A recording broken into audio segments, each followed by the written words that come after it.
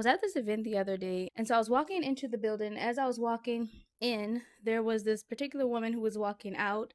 I know this woman, and I could see very, very quickly, I could see that she still has an issue with me.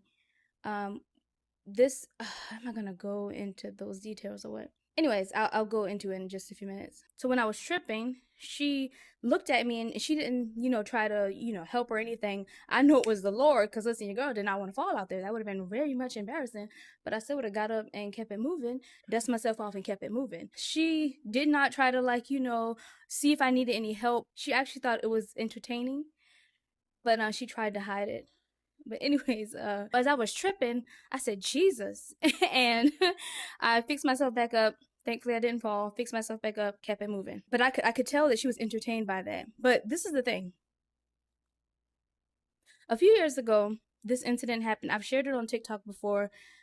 I've never actually gone deep into the details. That's still something on my list to talk about. But a couple years ago, this guy literally found where I live, came over with his suitcases, and said that the Lord told him that I was his wife.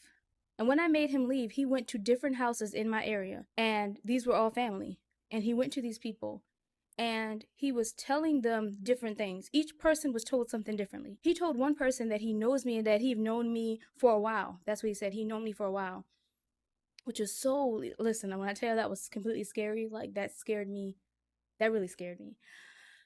But what really bothered me after that is the chatter that was going on about me, and it was all lies. But what was interesting about it is before this happened, I'd had a dream where the community was at the head of the road I stay on, and they were all just like in a huddle all together. And next thing I know, like arrows started being shot at me, and I flew up. And when I flew up, arrows were still being thrown at me, but they couldn't touch me. The arrows couldn't reach me. So when I had that dream, I knew, okay, something's coming. Obviously, it's targeted at me. And it seems to be where those around me are going to be part of those accusations being spread or aimed at me. But honestly, by the time it happened, I wasn't expecting it. Because I didn't know exactly how it was going to look. And so after this happened, I remember this particular person who I saw at this event, she went on my YouTube page and she made a public comment under one of my videos.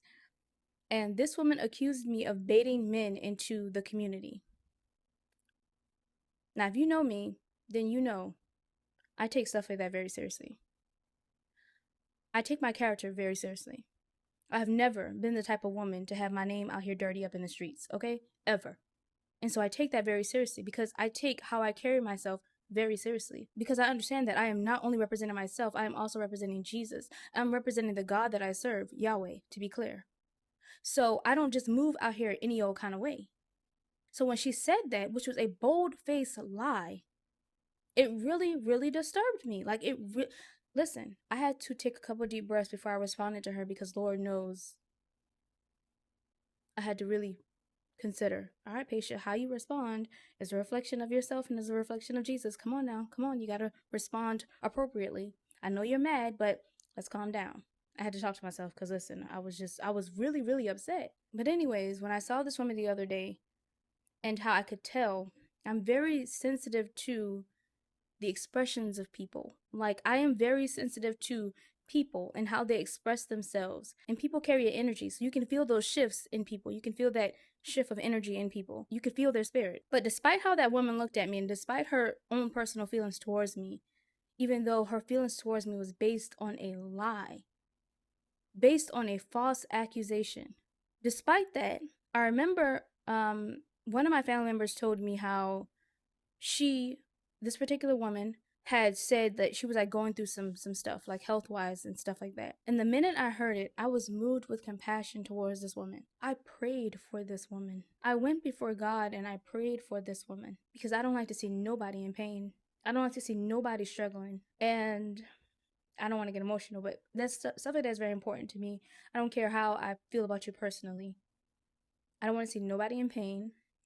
I don't want to see nobody struggling. And so when I was told that about her and what she was going through, I was moved with compassion. I prayed for her, and my desire was to see God heal her From my understanding, she's doing better. But when I saw her and I saw that pettiness over her face, I was able to let it go quickly because I realized that, ma'am, I have no issues with you. Your issue with me is not even about me. And so I was able to look past that look that she was giving me. I was able to look past that joy that she felt in her own heart when she saw me trip.